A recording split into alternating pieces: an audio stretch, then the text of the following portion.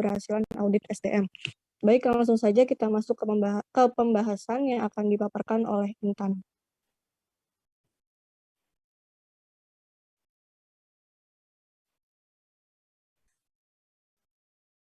Oke, baik. Di sini ada model pendekatan dan instrumen riset audit SDM yang akan kita bahas. Ini yang pertama ada model audit SDM. Di sini model audit SDM itu disarankan untuk digunakan sebaiknya merupakan model yang pertama berlandaskan filosofi holistic benchmarking terhadap perusahaan atau organisasi lain yang dianggap sebagai best practice dalam pengelolaan SDM di industrinya. Terus kemudian di sini ada otoritas luar. Pendekatan otoritas luar ini tuh biasanya dilakukan untuk mengacu kepada pihak luar yang berwenang seperti pemerintah atau asosiasi industri. Nah, terkait dengan industri penerbangan nih misalnya, ada beberapa standar yang terkait dengan pengelolaan SDM perusahaan, misalnya rasio jumlah kabin kru dan penumpang atau dengan ground staff. Kemudian di sini ada pendekatan statistik. Nah, pendekatan statistik juga dapat digunakan nih dalam audit SDM. Nah, dalam pendekatan ini tentu auditor tuh harus bisa paham sama menguasai cara atau metode pengambilan sampel sampai dengan pengolahan dan analisis datanya. Nah, pendekatan statistik juga bisa digunakan nih dalam audit kepuasan kerja, audit tingkat keluar masuknya atau turnover pegawai, perencanaan SDM, dan lain sebagainya. Kemudian di sini ada pendekatan ketaatan terhadap kebijakan dan peraturan.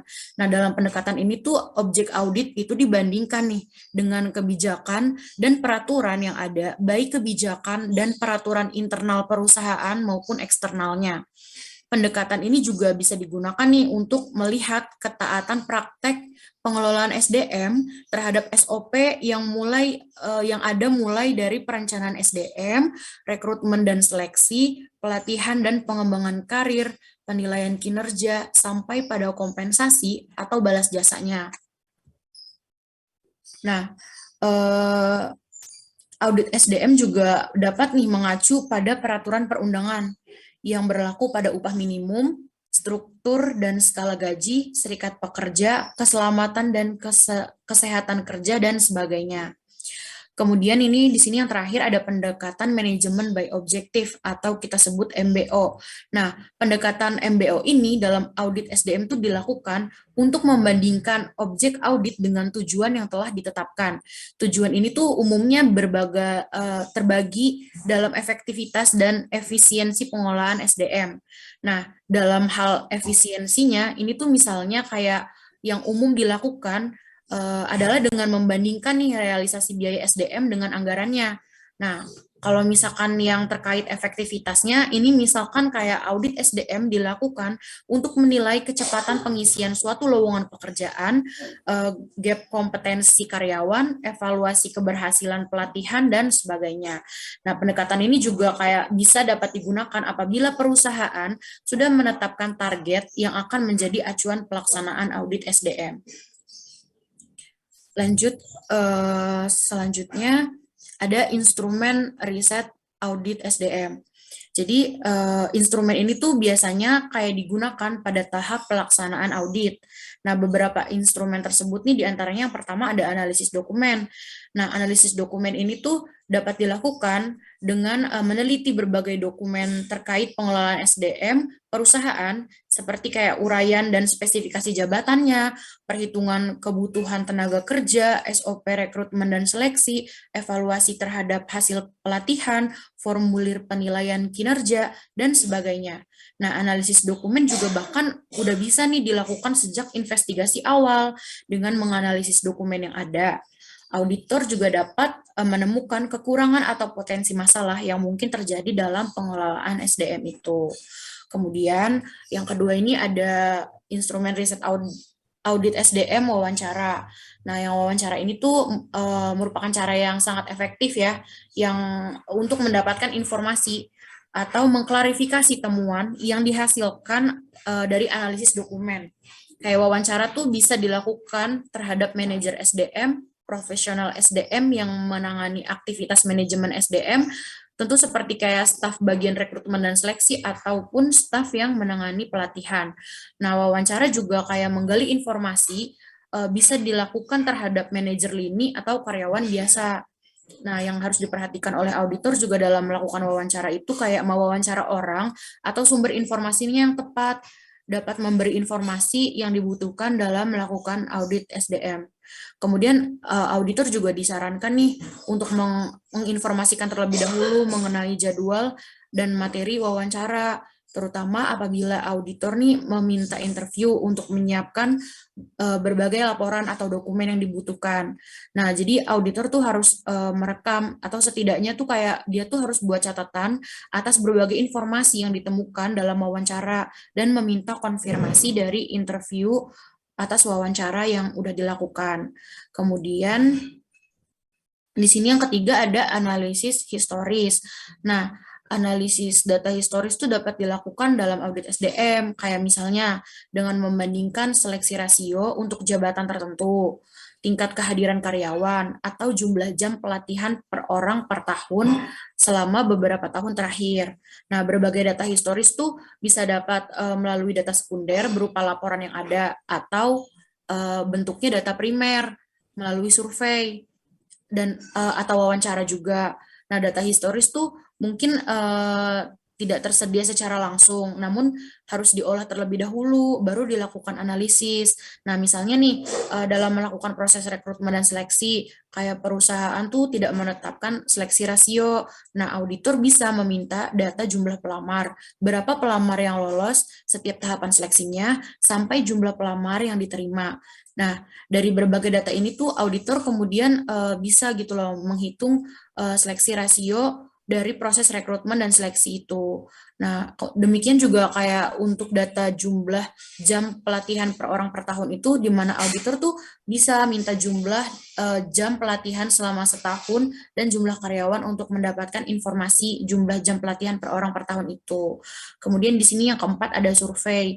Nah, auditor tuh bisa melakukan survei, misalkan mengetahui tingkat kepuasan kerja karyawan atau survei terhadap manajer lini, terhadap efektivitas Departemen SDM-nya dalam menjalankan fungsi terkait pengelolaan SDM.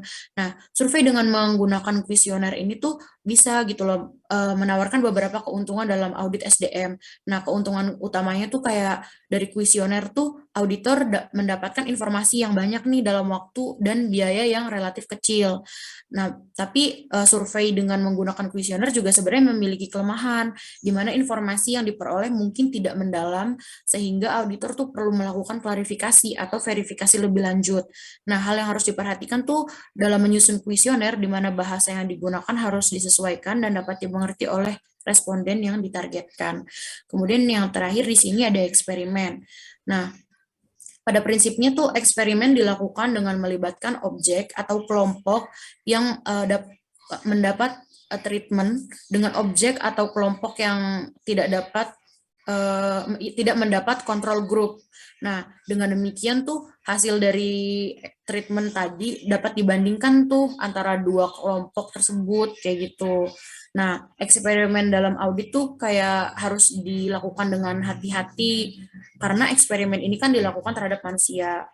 Nah, dari kelima instrumen tadi yang udah Intan uraikan, nah umumnya yang paling sering digunakan oleh peneliti selain analisa dokumen tuh adalah survei dengan angket atau kuesioner yang kemudian ditindaklanjuti dengan wawancara. Baik, selanjutnya akan dilanjutkan oleh teman saya, Heni. Silakan. Ya, selanjutnya adalah kunci keberhasilan audit SDM. Nah, di sini tuh kenapa harus ada patokan atau kunci keberhasilan audit SDM agar semuanya tuh tertata rapi seperti itu. Nah, yang pertama faktor yang menentukan keberhasilan dari suatu audit SDM itu ada mode audit.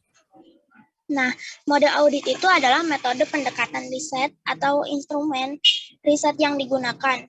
Nah, ini tuh maksudnya penggunaan mode auditnya itu seperti apa, nah, metode pendekatan risetnya itu seperti apa, kayak gitu. Nah, si metode juga masing-masing punya keberhasilan dan kelemahannya masing-masing. Nah, nanti dilihat sesuai perusahaannya, mana metode yang cocok dengan perusahaan tersebut dan mana yang enggak, kayak gitu. Terus yang kedua tuh ada kompetensi auditor. Nah, dalam kompetensi auditor juga ada beberapa poin. Yang pertama ada memiliki kompetensi dalam hal prosedur, metode, dan teknik audit. Nah, ini tuh maksudnya mereka tuh memiliki mampu menerapkan prosedur audit dan mampu merencanakan, mengorganisir pekerjaan secara efektif dan tertata baik. Nah, terus mereka juga mampu mengumpulkan informasi secara efektif melalui wawancara yang tadi disebutin Intan, terus mengumpulkan info, mendengarkan dan mengamati, juga mengkaji ulang dokumen-dokumen si karyawan, catatan-catatan karyawan, data-data karyawan, kayak gitu. Nah, terus selanjutnya tuh ada poin selanjutnya tuh ada memiliki kompetensi dalam hal sistem manajemen dan referensi dokumen. Nah, ini tuh di sini tuh mereka tuh maksudnya mampu menerapkan sistem manajemen, khususnya manajemen SDM pada berbagai perusahaan. Terus mampu memahami interaksi berbagai elemen sistem manajemen dan menilai apakah sudah sesuai dengan hasil yang direncanakan oleh si perusahaan ini. Nah, terus si mereka juga, auditor juga mampu memahami standar, prosedur dan dokumen-dokumen yang digunakan sebagai dasar audit seperti itu. Terus poin selanjutnya ada memahami situasi perusahaan. Nah, dalam memahami situasi perusahaan ini, si auditor tuh harus memahami struktur perusahaan, terus memahami fungsi-fungsi dalam perusahaan, mampu memahami jabatan-jabatan dalam perusahaan juga, terus mampu memahami apa sih tujuan pada perusahaan tuh, bisnis si perusahaan tuh apa, kayak gitu. Terus mereka juga harus memahami si lokasi perusahaan di mana, budaya dalam perusahaan apa, kebiasaan dalam perusahaan tuh apa, kayak gitu. Terus poin selanjutnya ada memiliki kompetensi dalam hal perundang-undangan, aturan yang berlaku dan persyaratan lainnya di perusahaan. Nah, ini tuh ya kayak auditor tuh ya emang harus memahami undang-undang dalam pemerintah tuh. Nah, agar si perusahaan tuh kalau ngebuat rencana atau apa tuh harus sesuai asas dalam perundang-undangan, kayak gitu. Selanjutnya, next. Selanjutnya ada audit fungsi perencanaan dan pengadaan sumber daya manusia. Yang pertama, audit fungsi perencanaan SDM. Nah, audit fungsi perencanaan SDM sendiri yaitu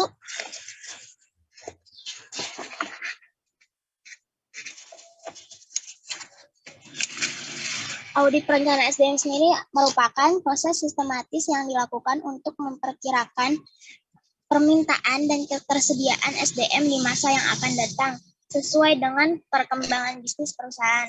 Nah, ini tuh maksudnya tuh jadi secara sederhananya perencanaan SDM itu proses menganalisis dan mengidentifikasi terhadap kebutuhan SDM-nya, entah itu bertambah atau berkurangnya karyawan sesuai dengan kondisi yang ada pada perusahaan di masa depan dan masa sekarang, kayak gitu. Terus fungsi audit perencanaan SDM juga akan efektif, diantaranya akan efektif oleh indikator-indikator sebagai berikut. Yang pertama ada analisa peluang dan ancaman maupun kekuatan dan kelemahan bidang sumber daya manusia yang tepat. Nah, di sini maksudnya kenapa analisa si auditor harus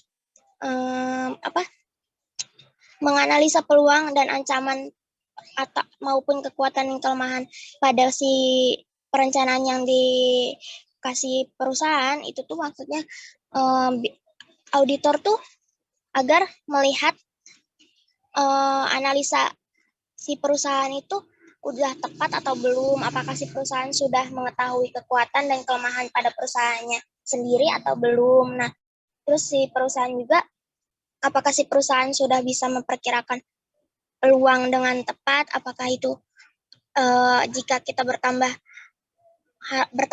SDM-nya atau berkurang SDM-nya tuh udah benar atau belum, kayak gitu. Nah, terus sudah si perusahaan juga sudah membuat rencana untuk meminimalisir ancaman yang akan datang atau belum, seperti itu. Terus yang kedua ada metode pengukuran dan peramalan kebutuhan yang tepat. Nah, maksudnya metode pengukuran dan peramalan itu di sini pengukuran tuh seperti jumlah SDM pada perusahaan itu tuh sudah tepat atau belum. Nah, si perjabatannya tuh kayak si jabatan misalnya HR itu HRD, maksudnya HRD itu udah tepat berapa orang atau belum, atau masih kurang atau belum, kayak gitu. Terus di masa yang akan datang juga nanti si perusahaan tuh bakal membutuhkan SDM lagi atau udah sama SDM yang udah dipunyai perusahaan tersebut. Nah, terus maksudnya peramalan tuh nanti mereka perusahaan ngerencanain itu tuh bakal sukses atau enggaknya, terus atau bakal ada dampak buruknya atau enggak, kayak gitu. Terus yang ketiga, sistem informasi sumber daya manusia yang terkini dan lengkap. Nah, ini tuh si auditor tuh melihat perusahaan tuh ngasih data si karyawannya tuh atau SDM-nya tuh udah yang sekarang ini sama yang lengkap enggak. Misalnya kan kalau misalnya sekarang bulan April si auditor mau mengaudit perusahaan, tapi si perusahaan tersebut tuh ngasihnya tuh yang beberapa tahun ke belakang. Nah, itu tuh jangan, jadi harus yang terkini. Misalnya 1 tahun lah, yang 1 tahun gitu, data yang 1 tahun gitu. Terus yang keempat tuh ada investasi sumber daya manusia, penerapan pelatihan dan pengembangan sumber daya manusia. Nah, di sini auditor melihat pada perusahaan ini tuh dalam SDM-nya merencanakan pengembangan enggak, pelatihan enggak, nah kayak gitu. Nah, itu tuh si pelatihan dan pengembangannya juga dilihat pakai metode apa, apakah itu pelatihan seperti pelatihan ke lapangan atau webinar atau seminar atau mungkin bisa dengan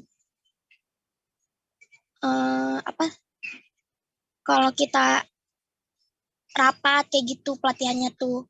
Nah, terus yang terakhir tuh rencana suksesi dan bagian penempatan.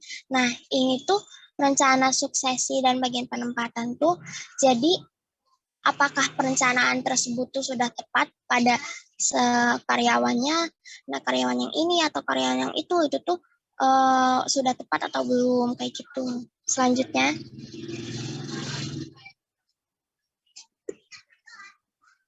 nah yang B ada audit fungsi analisis jabatan. Indikator kunci keberhasilannya tuh ada yang pertama ketersediaan standar operating prosedur atau SOP. Nah, ini si auditor tuh melihat si perusahaan tuh apakah dalam analisis jabatannya tuh sudah ada SOP-nya atau belum, sudah dibuat SOP-nya atau belum, kayak gitu. Nah, terus yang selanjutnya tuh ada ketepatan pemanfaatan sumber data. Nah, ini maksudnya ketepatan pemanfaatan sumber data tuh jadi si perusahaan tuh apakah dia analisis jabatannya tuh udah sesuai sama kemampuan si karyawan, sudah sesuai sama skill karyawan atau belum, seperti itu. Nah, terus yang nomor 3 tuh organisasi pelaksanaan yang tertata. Nah, organisasi pelaksanaan organisasi pelaksanaan yang tertata. Nah, organisasi pelaksanaan yang tertata tuh jadi si perusahaan tuh menganalisis jabatannya tuh udah dengan organisasi-organisasi yang tepat atau belum, seperti itu. Terus yang nomor 4 tuh terakhir ketepatan metode dan format uraian jabatan kompetensi analisis. Nah, maksudnya di sini tuh jadi si metode yang dipakai untuk menganalisis uraian jabatan itu sudah tepat atau belum, apakah itu pakai metode kuesioner atau mungkin pakai metode diskusi atau apa kayak gitu. Terus format uraian jabatan juga nantinya tuh terstrukturnya tuh apakah terstrukturnya tuh memakai 1, 2, 3 uraian jabatannya atau memakai struktur organisasi yang pakai bagan seperti itu.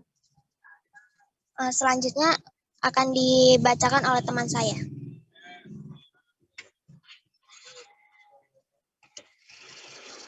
Ya, baik. Selanjutnya ada bagian C, fungsi pengadaan SDM. Nah, di bagian yang pertama itu ada audit fungsi rekrutmen. Rekrutmen itu sendiri merupakan serangkaian aktivitas untuk mencari dan memikat pelamar kerja melalui berbagai metode dalam rangka mengisi jabatan yang lowong. Nah, di sini tuh ada beberapa indikator kunci keberhasilan para auditor untuk melakukan rekrutmen. Yang pertama ada ketersediaan standar operating prosedur atau SOP rekrutmen. Seperti yang tadi dijelaskan sama Henny, itu bagaimana sih perusahaan memiliki SOP gitu kan, karena tiap perusahaan itu pasti mempunyai SOP masing-masing dan auditor itu pasti harus tahu dan memahaminya gitu. Yang kedua ada ketepatan pelaksanaan rekrutmen. Nah, pelaksanaan rekrutmen itu juga bisa dilaksanakan secara elektronik seperti mengirim email, contohnya. Nah, yang ketiga ada ketersediaan persyaratan jabatan berbasis kompetensi. Nah, yang ini nih persyaratan jabatan itu misalnya ada khusus gitu di bagian misalnya bagian customer service atau apa. Nah, persyaratan jabatan itu nanti kompetensinya ditata rapi oleh para auditor biar tidak tercampur-campur. Nah, yang keempat ada ketepatan pelaksanaan rekrutmen sesuai tahapan yang seharusnya. Jadi kan tiap rekrutmen itu ada tahapan-tahapan yang dilakukan ya. Misalnya kayak yang pertama itu membuat lowongan apa aja sih yang dibutuhkan gitu. Nah, nanti baru mulai pemilihan kuesionernya atau bagaimana cara melakukan rekrutmennya. Terus yang kelima ada ketepatan penggunaan metode dengan mempertimbangkan jabatan yang lowongan dan dana yang tersedia. Contohnya itu misalnya pada suatu perusahaan nih membutuhkan suatu jabatan. Nah, nanti para auditor ini akan memilih metode mana? Sama seperti tadi yang sudah dijelaskan oleh Henny, misalnya metode kuesioner atau metode mediasi atau apa gitu. Nah, next.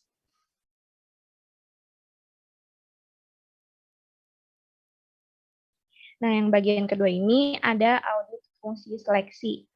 Seleksi itu sendiri merupakan proses sistematis yang terarah atas sejumlah kandidat atau calon yang telah direkrut dalam rangka memutuskan kandidat atau calon mana yang memenuhi atau melebihi persyaratan jabatan yang akan diterima. Di sini juga ada beberapa indikator ya. Ada 7 indikator. Yang pertama, penetapan selection ratio yang tepat. Jadi, pemilihan seleksi rasio itu pada tiap perusahaan itu berbeda. Jadi, penetapannya itu bagaimana menurut perusahaannya masing-masing. Yang kedua, ada ketersediaan standar operating prosedur atau SOP. Sama seperti yang tadi dijelaskan bahwa ketersediaan SOP tiap perusahaan itu memiliki SOP-nya masing-masing. Yang ketiga ada seleksi administratif yang selaras dengan persyaratan jabatan. Seleksi administratif yang selaras dengan persyaratan jabatan ini misalnya kayak dokumen-dokumennya. Seperti misalnya yang dibutuhkan itu pengalaman kerjanya atau kayak sertifikat-sertifikat begitu. Nah, yang keempat ada ketetapan tes pengetahuan umum dan keahlian profesi. Tes pengetahuan umum ini bisa dilakukan dengan cara wawancara atau mengisi kuesioner dan sebagainya. Yang kelima ada ketetapan tes potensi untuk kompetensi dengan menggunakan metode dan peralatan tes yang tepat. Misalnya nanti kalau misalnya suatu pegawai nih yang melamar ke suatu perusahaan itu akan dites sesuai dengan yang jabatan yang dia lamar gitu. Kalau misalnya kayak HRD kan bagaimana nih cara menghadapi orang-orang yang nantinya ingin melamar juga gitu. Nah, yang keenam ada kelengkapan dan keakuratan tes kesehatan. Tes kesehatan juga diperlukan karena nanti kalau misalnya udah berada di suatu pekerjaan gitu, kan kita memiliki tanggung jawab nih. Jadi kalau misalnya nanti kita ada sakit atau bermasalah itu pasti ada antisipasi sebelumnya kan. Jadi keakuratan tes kesehatan itu juga sangat diperlukan untuk proses seleksi ini. Dan yang terakhir ada pertimbangan pengguna. Nah, pertimbangan pengguna ini pada proses seleksi ini kayak apa ya, penggunaannya itu udah tepat belum gitu. Kayak pertimbangan seleksinya udah matang belum, seleksi yang diadakan apa. Jadi auditor tuh harus memilih penggunaan mana yang tepat. Selanjutnya, next.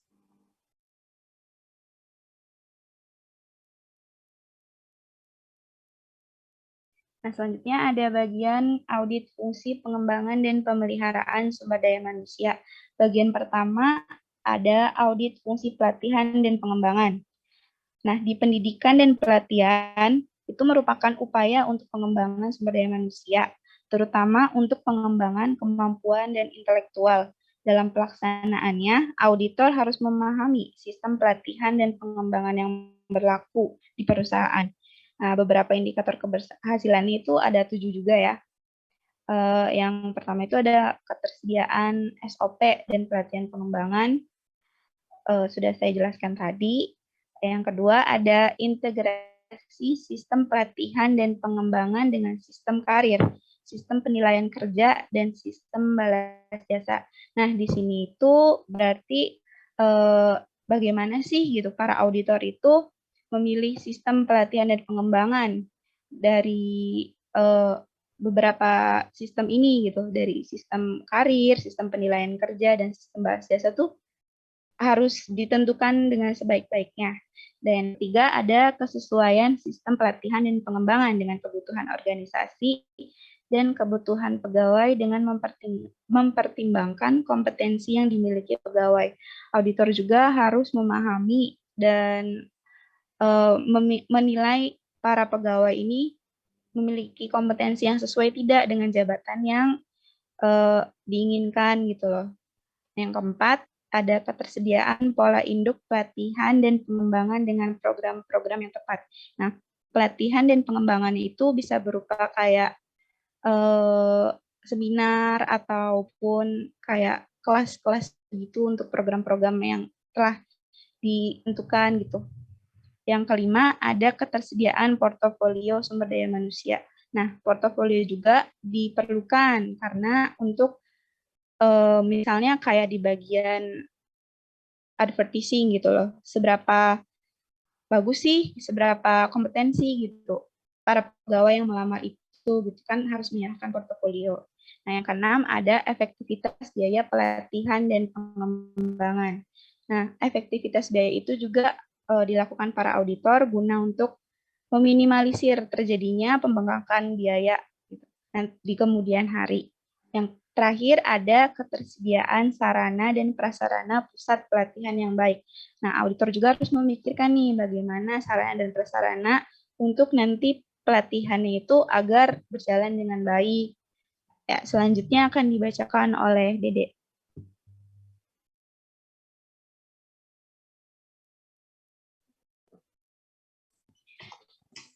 Ya, di sini ada audit fungsi manajemen karir. Jadi menurut Guterin 1976, itu pengertian manajemen karir itu sendiri suatu proses di mana organisasi mencoba menyesuaikan minat karir individu dan kemampuan organisasi untuk merekrut karyawannya. Dan manajemen karir dilakukan dengan membantu individu dalam perencanaan karirnya dan pengembangan aktivitas untuk menjamin bahwa perencanaan itu sesuai kebutuhan organisasi. Dan di sini ada 10 fungsi kunci keberhasilan dari manajemen karir. Yang pertama itu ada ketersediaan standar operating prosedurnya atau SOP karir. Yang kedua, adanya perencanaan strategi sumber daya manusia, jadi di mana mencakup jumlah dan kualitas sumber daya manusia yang dibutuhkan perusahaan dalam 5 tahun ke depan. Dan yang ketiga, adanya pola dan jalur karir yang tepat. Yang keempat, adanya penilaian kinerja berbasis kompetensi. Kelima, adanya portofolio sumber daya manusia. Keenam, adanya rencana suksesi bagi pegawai bertalenta STAR. Dan yang ketujuh, adanya peramalan, promosi, dan mutasi perpindahan jabatan dalam rangka mengembangkan pegawai. Yang kedelapan, adanya perencanaan karir dengan kesepakatan bersama antara manajemen dan pegawai. Yang sembilan itu adanya pengembangan karir yang tepat, dan yang ke-10 itu adanya efektivitas biaya manajemen karir. Next.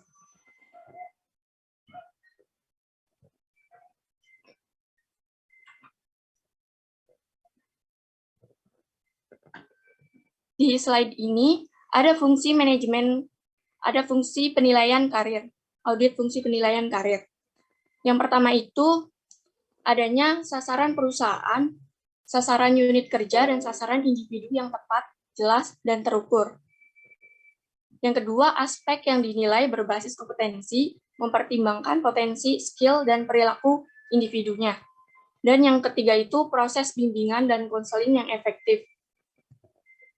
Jadi dengan adanya proses bimbingan konseling yang efektif itu bisa membantu agar lebih terbuka antara karyawan dan manajer dalam masalah antar individunya. Jadi bisa terpecahkan gitu. Dan yang keempat itu ada dokumentasi hasil penilaian kinerja yang tertata dengan baik. Jadi bisa dengan memberikan penghargaan kepada karyawannya. Next.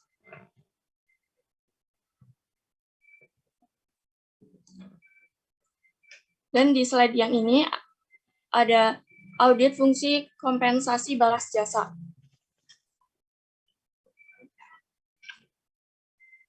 Kompensasi atau balas jasa itu merupakan aspek yang sangat krusial dalam pengelolaan sumber daya manusia perusahaannya. Jadi tujuan dari fungsi adanya kompensasi balas jasa ini agar karyawan itu tidak melakukan aksi unjuk rasa atau demonstrasi dengan merasa ketidakpuasan karyawan itu sendiri. Dan di sini ada 4 fungsi kunci keberhasilan sistem kompensasi. Yang pertama itu kompensasi diberikan atas penilaian kinerja berbasis kompetensi yang tepat. Dan yang kedua itu adanya keadilan internal yang mempertimbangkan bobot relatif jabatan, berat ringannya jabatan. Dan yang ketiga, keadilan eksternal yang mempertimbangkan keselarasan dengan jabatan sejenis pada perusahaan lain dalam industri yang sama. Dan yang terakhir, keempat itu adanya kondisi keuangan perusahaan yang sehat dan mencukupi. Sekian penjelasan dari saya kembalikan lagi kepada moderator.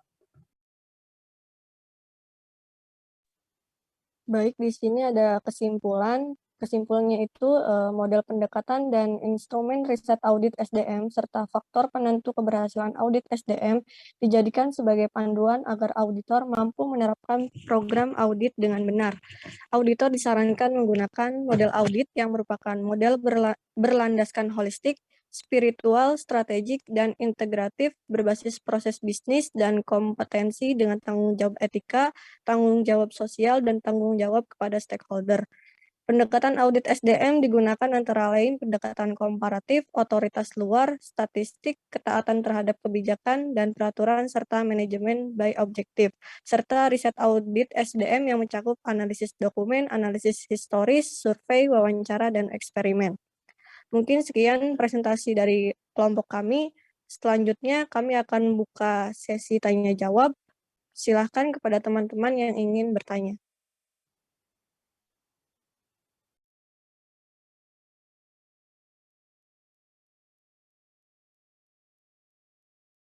Mohon maaf Ibu, mau di stop dulu ya Bu share screen-nya?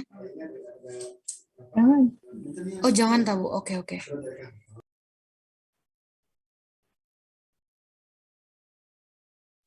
Oke, Opi, silahkan ada yang bertanya itu, ada yang raise hand, ada Harry, ada Gilang, Putri, sama Wahyu.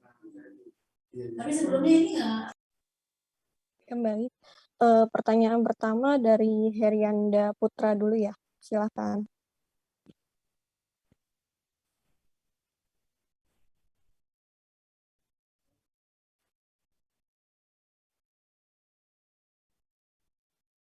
Mohon maaf, Herianda nggak ada suaranya.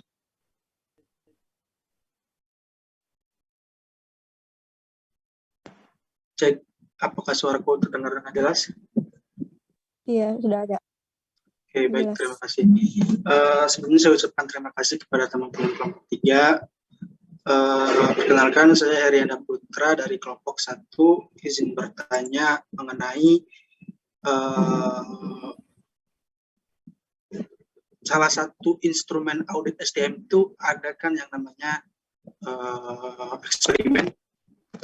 Nah, aku bertanya ingin tahu seperti apa sih gitu contoh dari instrumen audit yang eksperimen tersebut, karena kan yang aku baca di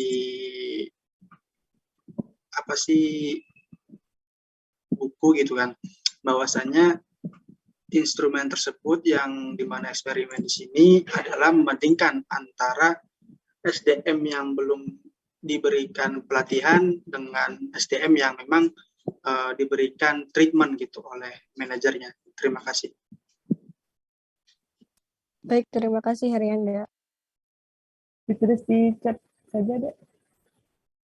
Pertanyaannya. Gimana, Bu? Pertanyaannya ditulis di chat saja.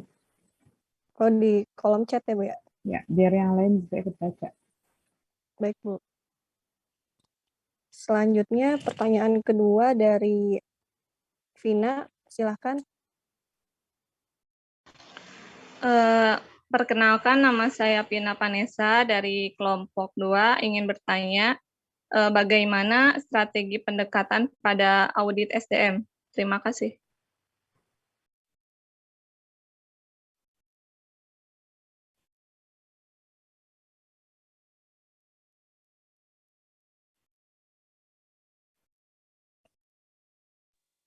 Baik, terima kasih Vina. Selanjutnya pertanyaan ketiga, Wahyu Adi, silahkan. Perkenalkan, nama saya Wahyu Adi Prasetyo dari kelompok 1.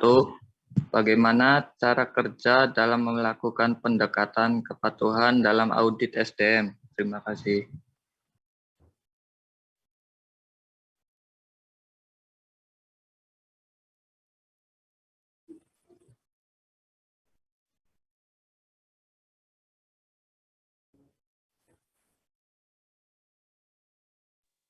Baik, terima kasih. Selanjutnya ada Putri Rahmatika, silahkan. Ya, perkenalkan nama saya Putri Rahmatika dari kelompok 2. Tadi kan di bagian fungsi perencanaan itu terdapat kalimat yaitu analisa peluang dan ancaman. Bisa dijelaskan tidak bagaimana mekanisme yang terjadi sehingga ancaman dapat dikendalikan? Terima kasih.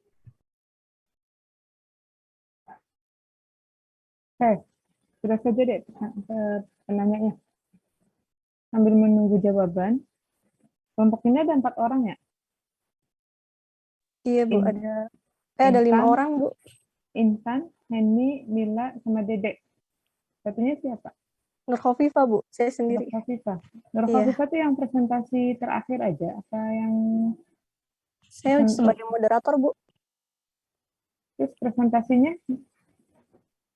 Kesimpulan. Kesimpulan aja? Iya.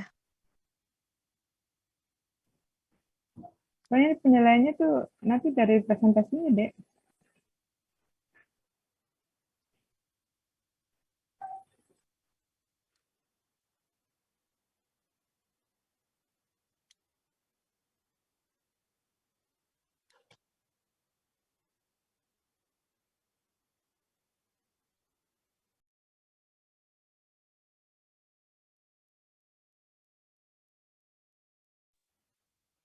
Mohon maaf Bu, ini bagaimana Ibu? Apakah dilanjutkan? Ya, mangga. Kan tadi Ibu bilang sambil menunggu jawaban. Oh iya, mohon izin waktunya sebentar untuk kami berdiskusi dengan kelompok.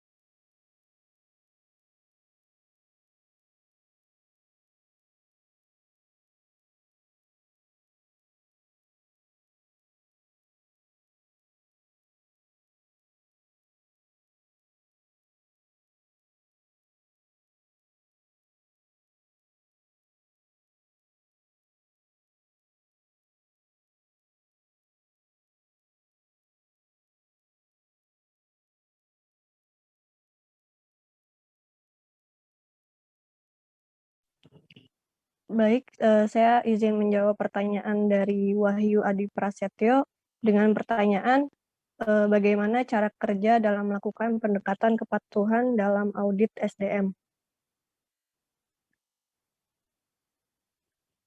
Pendekatan kepatuhan, dalam pendekatan ini metodenya meninjau praktek-praktek di masa lalu untuk menentukan apakah tindakan-tindakan tersebut telah sesuai atau tidak mengikuti kebijakan dan prosedur perusahaan, atau bahkan terjadi penyimpangan hukum. Cara kerjanya yaitu dengan mengambil sampel data atau informasi dari formulir kerja, kompensasi, disiplin, dan penilaian kerja. Kemudian pendekatan ini juga bertujuan untuk memastikan apakah para manajer patuh terhadap peraturan dan ketentuan yang berlaku di perusahaan atau tidak. Kemudian dengan mengambil sampel elemen-elemen sistem informasi SDM, tim audit mencari penyimpangan-penyimpangan dari berbagai peraturan, kebijakan, serta prosedur-prosedur perusahaan melalui upaya-upaya pencarian fakta. Kemudian tim audit juga dapat menemukan apakah terdapat kepatuhan berbagai kebijakan dan peraturan perusahaan atau tidak. Mungkin itu bagaimana, Wahyu, apakah sudah cukup? Cukup, terima kasih Hovifah. Baik, terima kasih kembali.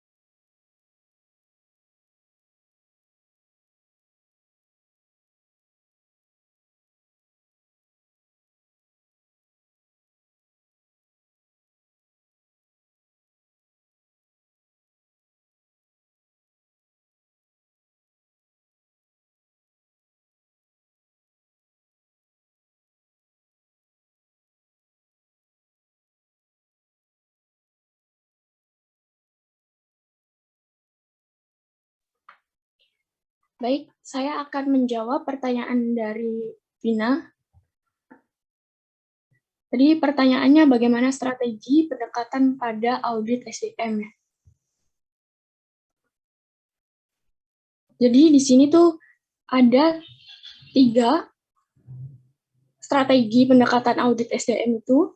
Yang pertama, menentukan ketaatan kepada peraturan dan hukum yang berlaku. Jadi manajemen itu harus menyadari bahwa manajer di setiap tingkat kewajiban untuk menaati peraturan dan ketentuan hukum yang berlaku. Dan yang kedua itu, mengukur kesesuaian program dengan tujuan organisasi. Jadi dengan tujuan ini, perusahaan secara keseluruhan harus menjadi pertimbangan utama dalam menyusun rencana di Departemen Sumber Daya Manusianya, agar berjalan dalam mencapai tujuan perusahaan tersebut. Dan yang ketiga itu, program mengukur kinerja. Ini sini yang berarti menghubungkan aktivitas program aktual sumber daya manusianya yang diaudit dengan ukuran-ukuran keberhasilan yang telah ditetapkan sebelumnya. Bagaimana, Vina? Apakah sudah jelas? Iya, jelas. Makasih, Dede. Sama-sama.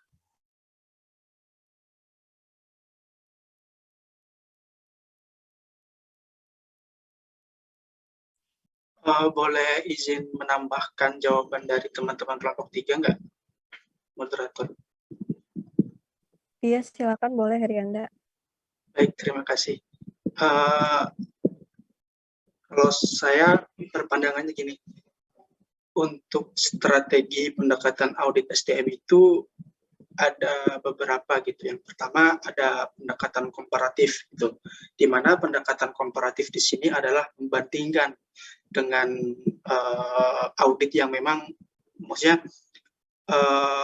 perusahaannya jadi benchmark gitu, yang dimana untuk dijadikan pendekatan yang kedua adalah pendekatan otoritas luar. Dan pendekatan otoritas luar di sini artinya adalah pihak luar yang dimana di sini bisa pemerintahan ataupun industri. Dan yang ketiga adalah pendekatan statistik, di mana dalam audit SDM pendekatan statistik di sini auditor harus bisa menguasai gitu tentang mengolah dan menganalisis datanya untuk keperluan audit SDM. Yang keempat adalah pendekatan ketaatan terhadap kebijakan dan peraturan, dan yang kelima pendekatan manajemen by objektif. Jadi di sini saya mengatakan demikian karena kelima pendekatan tersebut adalah dicetuskan oleh Werder dan Davis gitu. Terima kasih.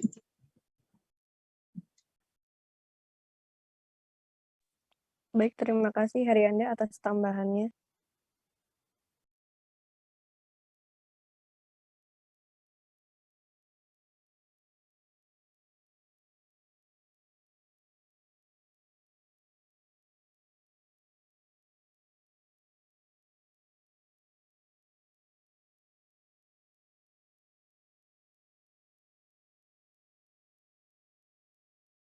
Izin menjawab pertanyaannya Putri Rahmatika. Tadi kan di situ ditanya ya, bagaimana mekanisme yang terjadi sehingga ancaman dapat dikendalikan. Nah, kerangka kerja audit SDM itu sendiri kan menghubungkan pengelolaan sumber daya manusia dengan tujuan bisnis perusahaan secara keseluruhan.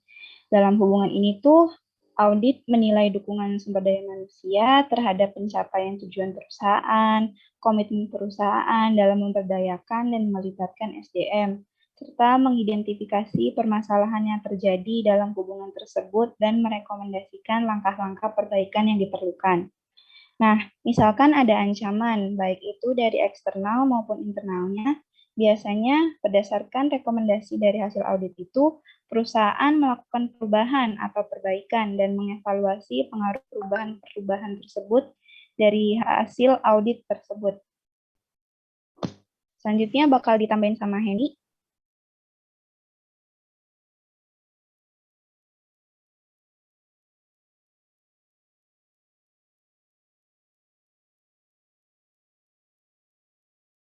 Yang jawab siapa? Iya, Bu. Tadi Yang sebelum. Mila, ini Mila, dilanjut Ibu. sama Henny, Bu. Iya, tambahannya saya.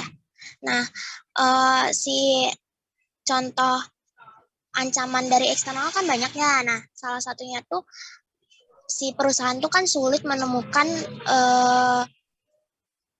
SDM yang baik kayak gitu, atau yang benar kayak gitu, yang skillnya bagus. Nah, terus si perusahaan juga jarang menemukan SDM yang dapat bersaing mengikuti perkembangan zamannya gitu. Nah, si ancaman dari luar juga kayak misalnya dalam hal rekrutmen. Nah, rekrutmen tuh si perusahaan biayanya bakal tinggi kan. Nah, itu tuh bisa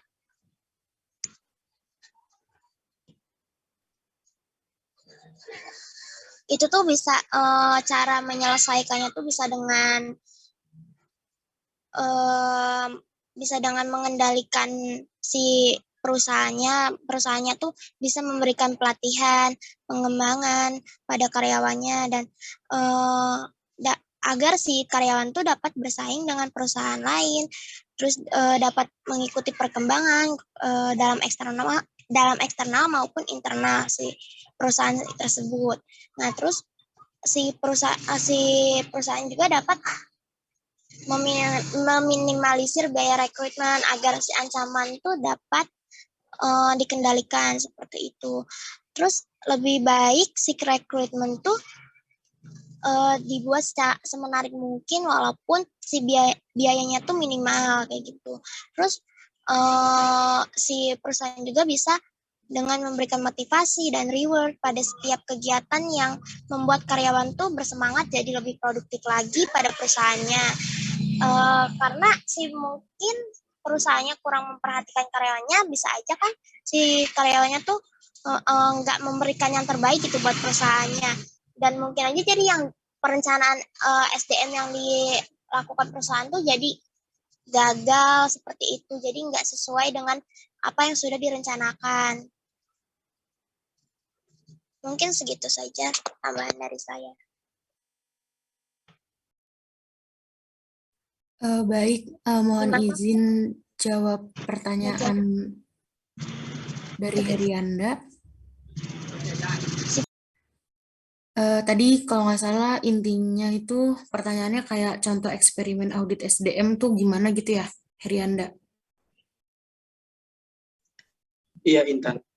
Betul. Nah, benar juga dari apa yang Herianda sedikit paparin gitu di awal, kalau contoh yang eksperimen itu kan kayak membandingkan gitu ya. Nah, misalkan nih sebagai contohnya nih, kayak dalam suatu perusahaan. Nah, seorang manajer tuh pengen menentukan nih efek yang akan dinilai nih dalam suatu program pelatihan terhadap produktivitas. Nah, jadi kayak suatu perusahaan tuh mengadakan kayak pelatihan gitu, program terhadap produktivitas karyawan. Nah, terus nanti tuh si ada kelompok kendali yang akan melaksanakan tugas nih dengan cara konvensional yang pertama. Nah, yang kedua nih kelompok eksperimen. Nah, kelompok eksperimen ini yang mengikuti pelatihan itu gitu loh. Jadi kita tuh dibandingkan nih kelompok karyawan yang mengikuti pelatihan sama yang enggak. Nah, nanti tuh bakalan dilihat gitu loh, dibandingkan produktivitas si karyawan tuh sebelum dan sesudah mengikuti pelatihan tuh kayak gimana. Dan dibandingkan juga dari kelompok yang mengikuti pelatihan dan tidak mengikuti pelatihan. Nah, itu tuh apakah ada pengaruhnya gitu loh terhadap produktivitas produktivitas karyawan dalam suatu perusahaan tersebut gitu loh. Herianda, gimana? Jelas nggak? Oke, berarti yang saya tangkap adalah tujuan dari instrumen eksperimen di sini adalah untuk mencoba atau membandingkan gitu antara karyawan yang memang belum dikasih treatment dan dikasih treatment gitu. Sejauh mana sih kinerjanya gitu di antara keduanya tersebut gitu ya. Iya, betul dari Anda seperti itu. Jadi kayak eksperimen tuh kayak ngebandingin gitu loh. Coba misalkan kayak di suatu perusahaan kita buat pelatihan gitu loh, nanti si karyawan yang ikut pelatihan tuh bakalan ngefek gimana gitu loh ke perusahaan setelah mengikuti pelatihan itu. Seperti contohnya yang tadi tuh kayak yang program pelatihan yang terhadap produktivitas. Nah, itu tuh produktivitasnya bakalan naik atau enggak kayak gitu. Oke, berarti luarnya adalah untuk tadi ya Oke, terima kasih Pak Ya, Manto. jelas ya Heri. Siap, jelas. Terima kasih. Mungkin barangkali teman-teman yang lain ada yang mau nambahkan atau bagaimana, silakan. Aku boleh nambahin lagi gitu, tapi bukan di pembahasan saya gitu, di pembahasan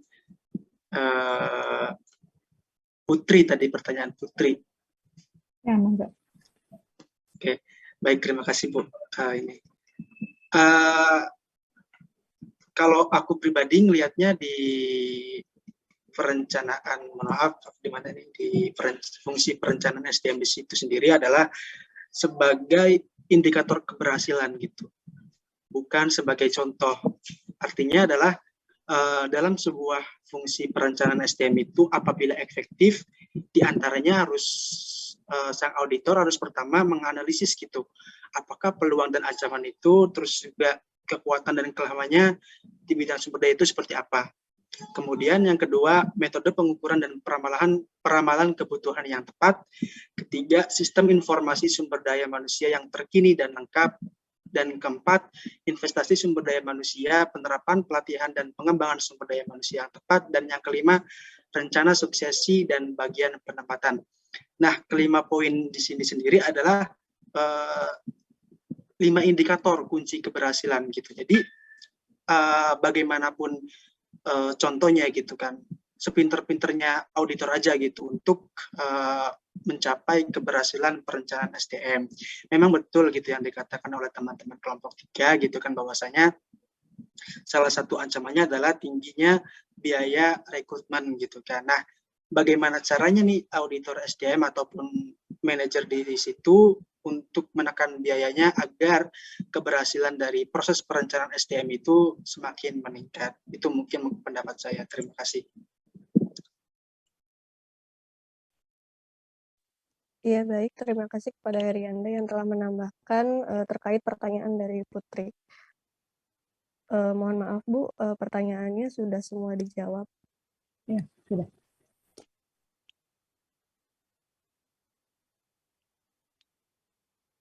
Enggak ditutup. Baik, Bu.